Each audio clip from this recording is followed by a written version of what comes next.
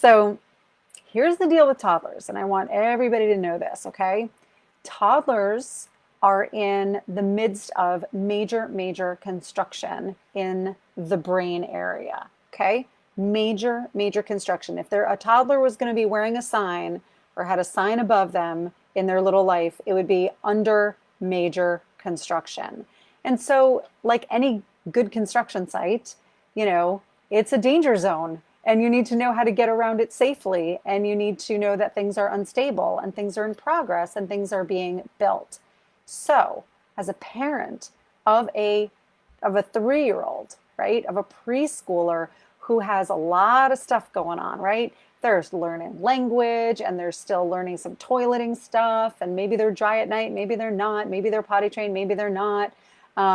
They're still figuring out how their bodies are moving. It's a very powerful kind of age and also very vulnerable, right?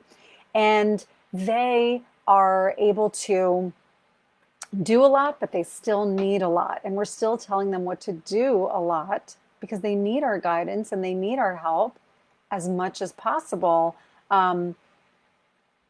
It makes them feel really vulnerable too. And that vulnerability can be expressed as anger.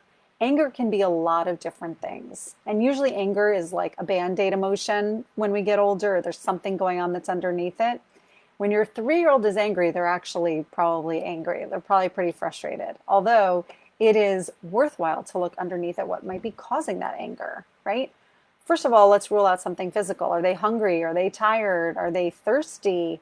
Are they just maxed out and they need some downtime? If your child is running around all the time and is, having to go from one place to another and is overscheduled, I mean, they're at this point, they're probably not overscheduled because we're all home on lockdown to one degree or another.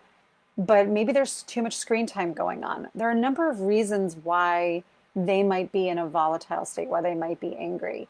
But back to this idea of major construction, they are very wobbly at these ages, okay?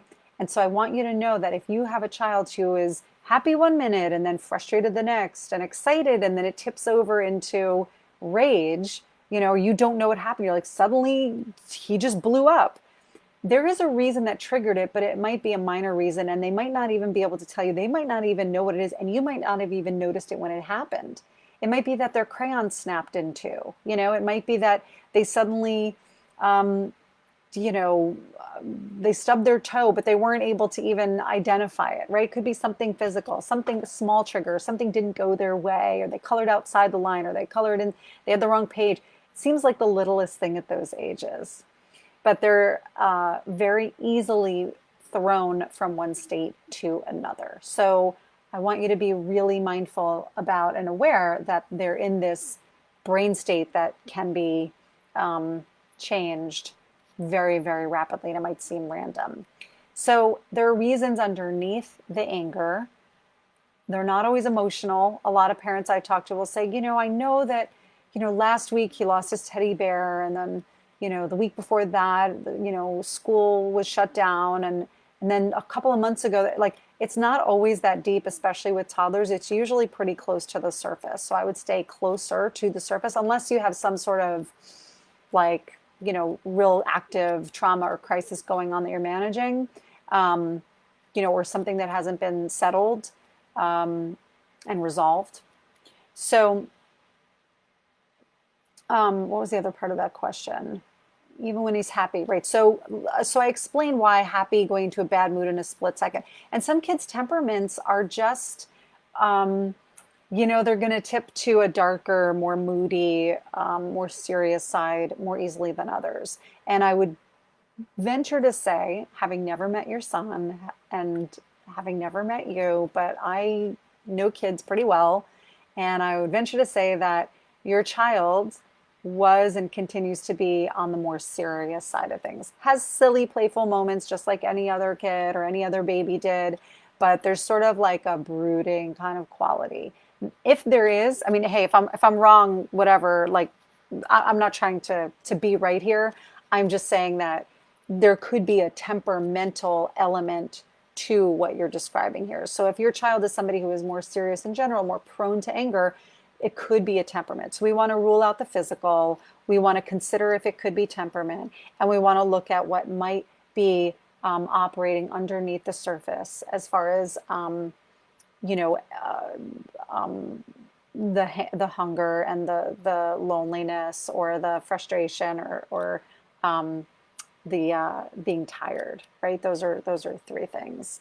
And we also want to keep close in our awareness that kids are under major construction between 0 and 5. You're going to see a lot of wobbly brains, a lot of wobbly brain states in between those ages.